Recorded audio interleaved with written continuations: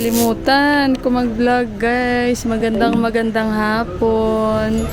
Tingnan nyo guys. Ito na naman yung partner ko guys sa gala guys. Oh. Magala-gala na naman kami guys. Malakas yung mga kalaban natin. Pawib-wave lang siya guys. Ayan na yung aking partner oh. Oh, ang ganda-ganda ng partner ko. Magandang hapon. Welcome to our channel. My vlog. Kumusta na? Paano yan? Kasi ang ganda-ganda. Saan na yung shades mo? Ay, sige na, ayaw mo na. Ay, nakalimutan niya. Nasanay kasi walang... Kaya nga, nakalimutan niya guys. So, today saan tayo pupunta? Sa bunong siya. Nag-crave kasi kami bunom siya. Mag-book muna tayo. Sandali guys. Dahil, tingnan yung OOTD namin muna kasi sayang naman. Halika dito. Naiyak ko. Halika. Kasi ayan yung forma namin. Kala mo naman. Hindi tayo kita. Sorry. Ayan. So, kita nyo na ba kami? Oo. Diba? Pakita mo yung bag mo. Kasi social tayo. Makabag. Ayan. Magbuko na kami ng aming sasakyan guys.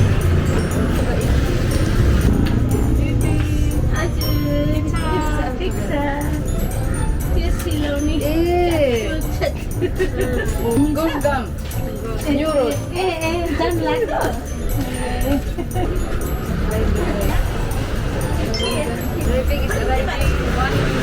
Oh, the driver. 180.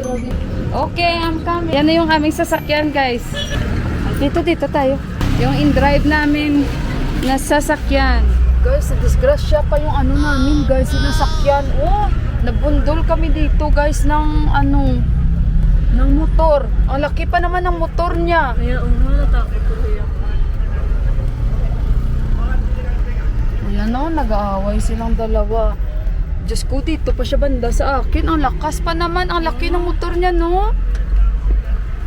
Biglang break kasi. Oo, biglang break. Kasi nga dito, oh.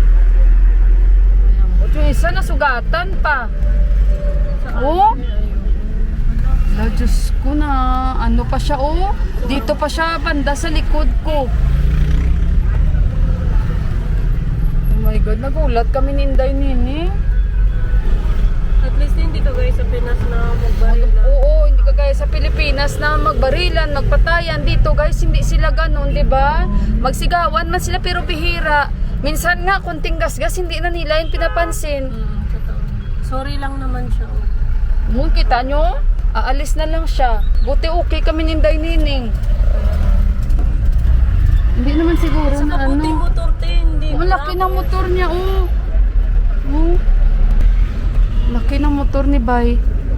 Buti na lang, hindi naman na ano. Hindi kayo pabayarin. Hindi ko alam kung may na-damage ba. Ang laki ng motor niya, guys.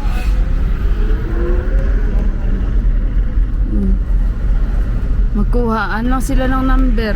Minsan sila lang yung nag-uusap na. Take sabay? Ali problem? ठीक sir case है ना एक केस है Unsa. Sabi niya, sandali muna. Dream level लग देना Has. Nabasag yung anak eh. Ay, oo, nabasag nga talaga. Kasi malakas yung pagkabundol niya sa atin. Pabayarin niya ng damage. Oo, malakas. Diyos ko. Lot, but thank you Lord, at least okay kami, hindi yung grabe. Hello guys. Hingian niya tayo ng damage.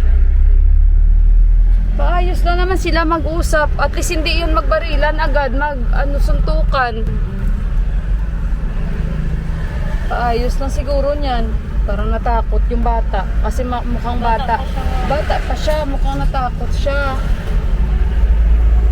Wow, thank you Lord, hindi at least malaking truck ang nag-ano sa amin. Ito, titingnan mo, bus. Oo, kaya nga paano kung bus? Kasi biglang preno, tapos baka mabilis yung kanyang pagtakbo. Hindi niya nabantayan ba nag-break ito? Oo. Ay, dito kami guys.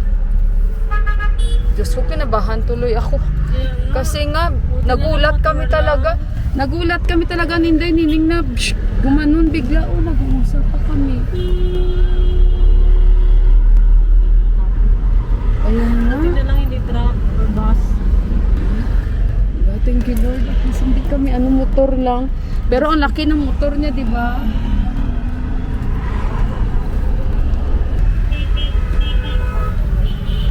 Kaya dapat sa atin, hindi agad ganun ba? Yun ang kagandahan dito kasi madaan sa magandang. O tapos hindi yan sila yung may mga baon na mga tubo sa atin. May mga baon na tubo, no? Oo, nakita mo yung Para magtubo. Tapos yung bago, yung gano, yung ngayon, yung trending sa atin, di ba? Yung nagbaril.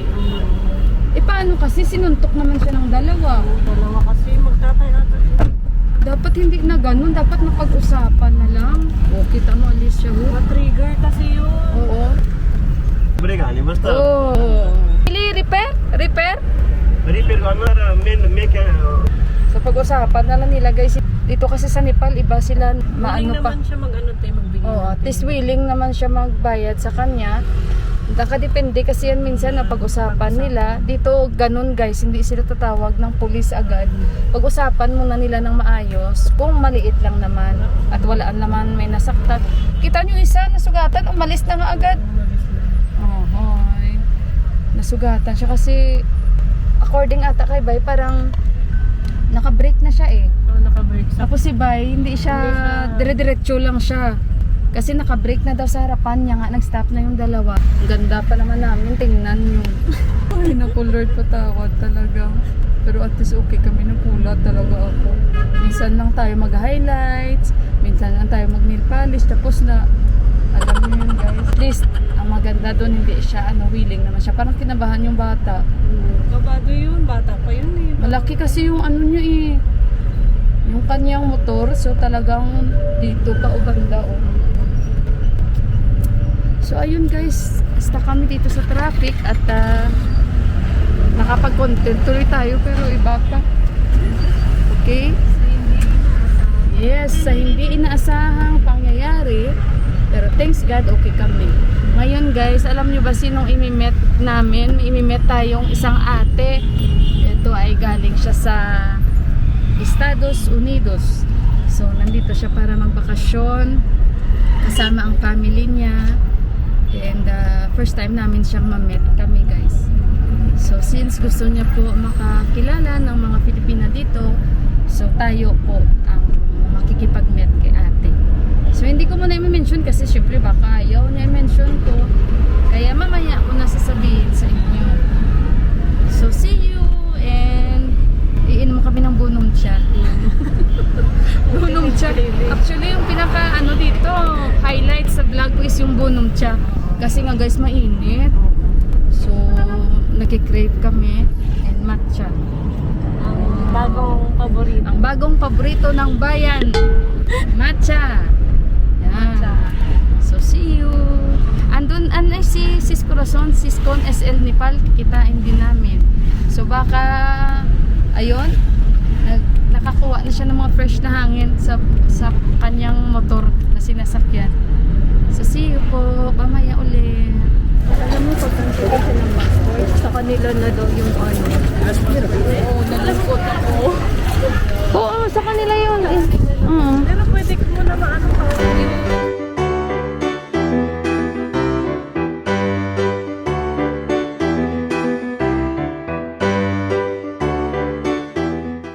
A few moments later.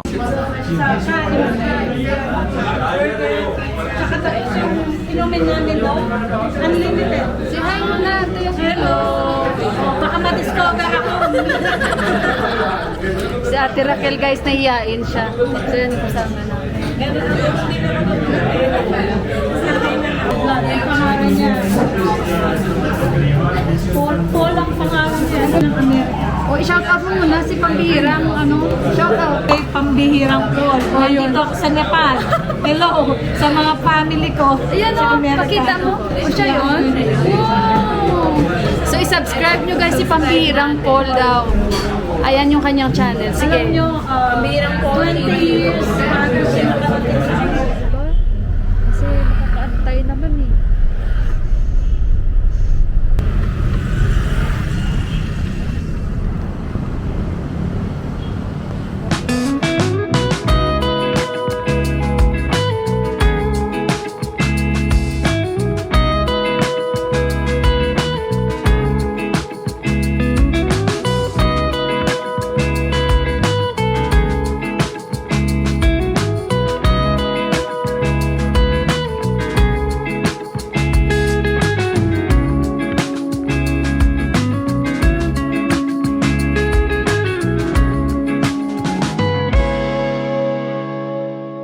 Okay guys, nandito na ako sa bahay and medyo late na kami nakarating.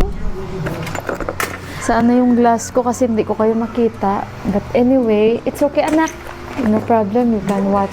I'll go in the room. Si Johan kasi nanonood. So marami akong kwento sa inyo kasi this is the day.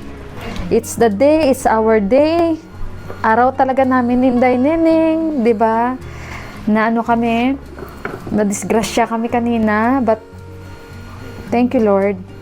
Dahil despite today sa mga naranasan namin, despite sa naging experience namin, memorable yung araw para sa amin ni Inday Neneng. And of course, dahil na-meet natin si Ate Raquel. Ate Raquel, thank you so much.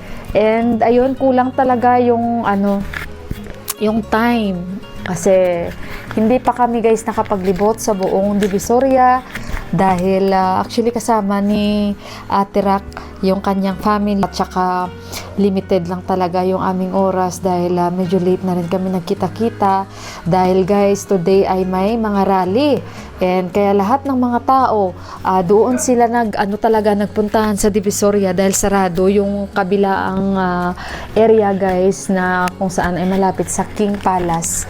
At sinarado po dahil napakadami pong nagrarally and medyo worried kami kanina, kami ni Inday kasi syempre at ni Sis Corazon dahil syempre pag may magrarally natatakot kami kasi alam nyo naman dito pag nagrarally sila hindi peace rally ang rally nila.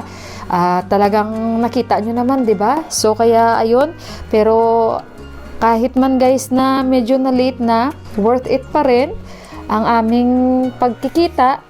And alam nyo naman yung mga Filipina pag magkita-kita at chikahan talaga, chika-chika to the max talaga, especially first time na ma-meet natin si Ate Raquel and very humble at isa sa masasabi kong mapalad.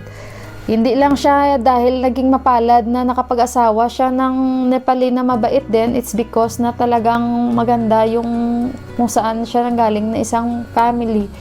So, ayun, and very humble siya guys. And ayun, at thank you again Ate Raquel at may binigay po siya sa atin. Ayan, and of course may mga binigay din po siya kay Sis Corazon and kay Inday Neneng. So again, Ate Raquel, thank you so much, papakita ko sa inyo nito. May maya konti. And ayun, si Ate Raquel guys, matagal na siyang nanonood sa akin. And of course, yun nga sabi ko sa inyo, napakasaya niya dahil syempre nakilala niya kami personally and nakilala natin siya. So, ayun, and syempre nakilala namin yung asawa niya, yung anak niya, and mother-in-law niya, and sister-in-law niya, and mga brother-in-law niya. So, ayun, andito sila for vacation, guys. So, taga San Francisco po sila, California. And, ayun, nag-usap-usap kami patungkol sa buhay-buhay. Alam nyo na, marami kami na pag-usapan. So, kaya nawili na. And, masyadong limited lang kasi, guys, no, yung oras namin. Kaya, kumbaga, tinudo na niya. Kumbaga, pakilala kung ano buhay meron siya. Yung ganon. Kami din, share about sa buhay namin bilang isang Pilipina, guys, na may mga asawang Nepali. So, ngayon, alam nyo ba bakit kami na late na uwi ni Inday Neneng? Dahil nga sarado ang mga daan. And guys, kung ang pagpapunta namin ay medyo hindi very rough kasi nga na-aksidente tayo. Yung pauwi naman guys, nawala kami sa daan. At saka sabi ko nga sa kanila ni Inday Neneng at saka ni Sis Con, parang nagkaroon ako ng jet lag kasi nga for the first time, ngayon ko lang nakita yung American Embassy, Australia Embassy. Yun, parang nagkaroon ako ng jet lag guys. Napakalayo na kasi ang mga yun guys. So, yung driver, guys, siguro nalito rin siya, nawala na rin siya sa concentrate ba ng sa daan. Kaya na-realize niya na medyo malayo na kami. Malayo na kami guys sa area namin. Basta, malayo na kami guys. At saka na-realize na niya nung nakita na niya siguro na hindi itong way. Siya mismo nagsasabi. Tapos, ayun, umuwi kami. And, ihing-ihi pa ako, grabe yung traffic. At saka, syempre, hindi ko rin maiwasan na hindi makapag-isip ng kung ano-ano kasi syempre madilim na. Alam nyo naman dito, nakita nyo naman ang daan, madilim talaga. At saka, hindi ko rin maiwasan na makapag-isip na hindi maganda. Although mabait dito guys ang mga tao, masasabi ko guys, mabait ang mga tao dito, hindi kakabahan. Pero kasi, syempre, pag ganyan na medyo may kalayuan na kayo, and for the first time na sinakyan ko na taxi ay nagkamali siya. And buti naman at nung tama na yung daan, familiar na kami ni Inday Nining both sa mga nakikita namin. And mabait naman actually yung taxi driver. At bumaba na lang kami sa Batbatine, sa isang malaking grocery store bago pa sa amin kasi nga ihi na ako. Nakakatuwa pa nun guys, bumaba kami, din na sa 700 yung babayaran. Nagbayad si Inday Nining 1,000, binigay niya, ibinalik sa kanya 100, sabi pa niya, hayaan mo na te. Pero sabi ko parang malaki ata yung kumbaga yung extra pa doon sa kanya. Buti na lang guys, nag-stop yung taxi driver, nahabol pa namin, tapos ang daan wala pa kami makita dahil grabe yung alikabok. Kasi nga, ewan ko, hindi talaga maganda pa yung weather dito, black na black yung ilong ko kanina guys, parang may sinus ako at yung grabe yung plema ko ba guys. Ngayon nandito na ako sa bahay, nawala na siya. At saka bumaba na lang kami sa grocery yun, sa store na yan sa Batbatine, at sabi ko kay Inday Nene, yun, baba tayo, magtaksi na lang ulit tayo since malapit na ito sa bahay natin. At ayun guys, namili kami doon. Sino ba mag-aakala, si Sis Corazon na sa bahay na niya. Sabi ko nga, kung alam lang namin na magtutur pa kami sa kabilaang area, sabi ko, isinama ka na lang namin. Si Sis Corazon niya, nakauwi na siya kasi nga, nagmotor lang siya. Sana, kung hindi close yung isang daan, ayun guys, mabilis lang kaming nakauwi, kaso lang sarado, tapos nawala pa. Ngayon yun, hinabol pa namin yung taxi na yun guys, bago pa kami mag-grocery. Ay, nakakatuwa talagang experience namin, Inday Nining. Tapos nag-grocery na kami konti, kasi nga bukas, si Johan ay magdadala sa ng mga juice sa classmate niya, and gagawa ako ng sandwich. Hindi na ako gagawa ng tinapay, wala ng energy guys, bumili lang ako cheese, at bumili ako ng tinapay para is bukas babaunin. And namili kami doon, Inday Nining, thanks God. And nagmargain kami ulit sa isang taxi, sakay kami. Nako, nakakatuwa pa yung taxi driver naman, yung sinakyan namin, kasi machika siya kahit hindi kami kakaintindihan. Ito yung nangyari sa amin, pero what a memorable day sa amin. And ayun nga, masaya tayo at least kahit paano nakilala natin si Ate Raquel. So ito yung binigay ni Ate Raquel sa akin. Ayan siya guys, binigyan niya ako ng perfume. Ayan, Ellen Tracy. Ito siya. Actually, binuksan ko na ito kanina kasi habang nag-usap-usap kami ng Inday Nining, Ate Rak, thank you so much. Oh, social. So, titingnan natin. Actually guys, nakabalik sila dito ni Ate Raquel after 23 years. Ayan. Maganda light shades guys. Tama-tama. May gagamitin tayo sa kasal. Sabi pa nga niya, pasensya na daw dahil wala daw siya talaga dala. Hindi naman importante yun. Importante yun, di ba? Yung willingness niya na makilala kami bilang isang Filipina din dito. Masaya na talaga siya. Iniwan siya sa amin ng kanyang family. So sabi namin, kikidnapin muna namin si si Ate Raquel. Saan ba kami mamamasyal? Simple lang si Ate Raquel. Ayan yung picture namin guys. Kumain kami ng pizza. Medyo may kamahalan yung pizza doon na kinainan namin. Yun lang naman. Sabi ko sa kanya, kung gusto mo, may mga momo, chowmin din naman. Sabi niya, anong mahal-mahal? Tumigil ka nga dyan. Yung ganun ba? So, magkikita kami ulit bago sila bumalik. Yun, sinipak parating na rin guys. At saka, ano pa ba guys? Yun, memorable ang araw sa amin ni Inday Nining na ito. Grabe yung experience namin. Pero yung ang napaka-importante is nakauwi kami ng maayos. At maayos lahat-lahat. Dito guys, hindi ka naman kabahan guys kasi mabait naman ang mga tao. Wala naman sa'yo may magre-rape dito, may mag-hold up dito, may wala guys. Promise, mababait ang mga Nepalese dito. Wala. Parang, basta guys, hindi ka magpuri kung ano. Kung gusto nyo mamasyal, kahit maglakad pa kayo sa Nuro, gabing-gabi. Wala guys. Walang may sa inyo guys. Mananakit or wala. And si Johan, yun na nga, alam nyo, nagluto na lang siya guys ng kakainin niya. Hindi ka siya nagsabi sa akin. Nagluto daw siya ng piniritong ito kasi tinuruan ko yan siya, scrambled egg, at saka may tinapay kami. Yun, nabusog na siya. Nag-order na lang ako guys kasi hindi na kaya ng powers ko. At mahaba na itong vlog ko, pasensyahan nyo, i-end ko na. Tomorrow, last day ng exam nila ni Johan. Basta ingat kayong lahat. God bless you. you and mag-good night na ako. At lagi po tayo mag-pray. Maraming salamat po muli. And syempre sa hindi pag-i-skip ng ads at sa lagi pagbibigay likes at pagko-comment sa mga videos ko. And sa mga hindi pa po nakapag-subscribe ng aking channel, i-click nyo lang yung pulang button para ma-update po kayo pag may bago po tayong uploads. So ingat po kayong lahat. God bless you all and good night. Bye guys!